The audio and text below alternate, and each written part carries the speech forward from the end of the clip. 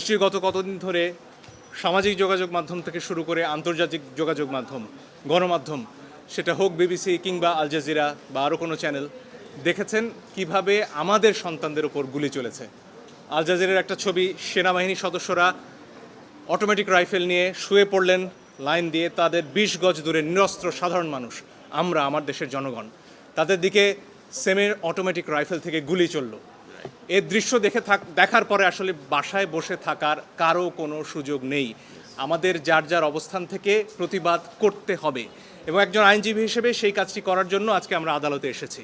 আমরা আদালতে বলেছি নিরস্ত্র প্রতিবাদকারীদের উপরে গুলি চলতে পারে না, যেটিকে ইংরেজিতে লাইভ রাউন্ড বলা হয়, সেটি করার কোনো সুযোগ নেই। আর অনেক ভিডিও আপনারা দেখেছেন, একটি কিশোর 4 তলা একটা নির্মাণাধীন ভবন থেকে সে ঝুলে রয়েছে, তার কিচ্ছু করার উপায় নেই, ওই অবস্থায় তার ওপর গুলি চলেছে অনেকবার। আপনারা দেখেছেন রিয়া গোপ তার বাবার কোলে গুলিবিদ্ধ হয়েছে, আরেক শিশু সে তার চোখ দিয়ে গুলি ঢুকেছে, মাথার পেছন দিক দিয়ে বেরিয়ে গেছে। জিজ্ঞেস করুন সে কোথায় ছিল? তার বাসায়, ঘরের ভেতর, জানালা দিয়ে বাইরে তাকিয়েছিল, এই তার অপরাধ। এই জন্য আমরা স্পষ্টভাবে বলেছি যারা আন্দোলনকারী তাদের ওপরে লাইভ রাউন্ড অর্থাৎ গুলি ছোড়া চলবে না। আপনারা প্রয়োজনে টিয়ার শেল ছুড়ুন, লাঠিচার্জ করুন, রাবার বুলেটও ছুড়ুন, তাতেও বহু মানুষ অন্ধ হয়েছে হয়তো, সে খবর আপনারা দেখেছেন, এত কাছ থেকে রাবার বুলেট ছোড়া হয়েছে। ফলে এই বিষয়গুলো সামনে আসতে হবে। আমার নিজের অভিজ্ঞতা আমি বলতে পারি, আমি ধানমন্ডিতে যখন হাঁটছিলাম আমার দিকে 2 রাউন্ড গুলি করা হয়েছে। তাদের পোশাক পরনে ছিল না, আমি জানি না তারা কারা, পিস্তল থেকে গুলি হয়েছে, কারণ আমার হাতে ক্যামেরা ছিল, কোনো প্রমাণ তারা। রক্ত যখন নিয়েছি আরও রক্ত নিব, বাংলাদেশের ভিন্ন মতকারীদের নিশ্চিহ্ন করে ছাড়বো ইনশাল্লাহ। আজকে শোক দিবস পালন করেন, রসিকতা করেন জাতির সাথে।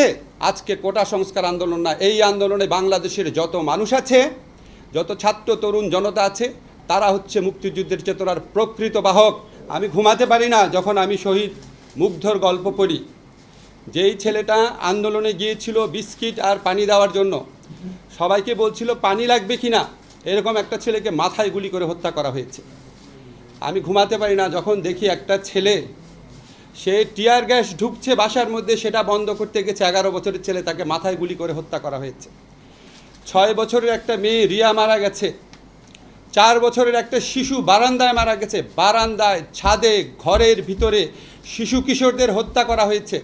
আজকে এই 6টা ফুল যে ঝরে গেছে, আজকে যে 19টা অপ্রাপ্ত বয়স্ক মানুষ মারা গেছে, আজকে 21 জনকে বেওয়ারিশ লাশ হিসেবে দাফন করা হয়েছে। আজকে কালকে দেখলাম একটা মাকে ভিডিওতে রাস্তার মধ্যে কাঁদতে কাঁদতে আছড়ে পড়ছে যে আমার ছেলেটা কোনো আন্দোলনে ছিল না, বাজার করতে গেছে, তাকে গ্রেফতার করা হয়েছে। এই সরকারকে সমস্ত তরুণ মনে রেখো যুদ্ধ করে রক্ত দিয়ে দেশ পেয়েছি, দেশ দেশ দেশ বাঁচাতে রক্ত দিতে রাজি আছি। মনে রেখো যুদ্ধ করে রক্ত দিয়ে দেশ পেয়েছি, দেশ দেশ দেশ বাঁচাতে